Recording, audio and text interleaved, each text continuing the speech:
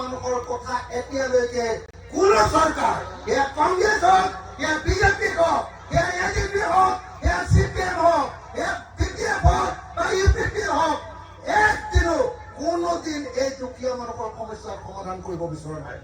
মাত্ৰ জাতিৰ নাম উলিয়াই বড়ো অনাবড়ো এইটোক লৈ কাজিয়া লগাই দিয়ে, হিন্দু মুছলমান কাজিয়া লগাই দিয়ে, সব দুখীয়াকেইটাই বেলেগৰ কথা শুনি মাৰ কা সব বন্দুক লোৱা পাৰ্টি সব দুখীয়াকেইটা, লিডাৰকেইটা সদায় ধনী।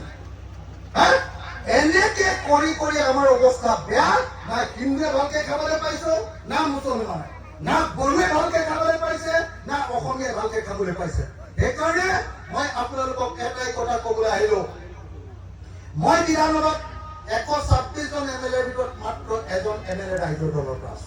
আজি হিমন্ত বিশ্ব শৰ্মাৰ চৰকাৰখনে যদি আমাৰ পথাৰত পানী যোগান দি দিয়ে, তেতিয়াহ'লে আমাৰ এডৰা পথাৰে পোৱালি দি 3 ডৰা হৈ যাব।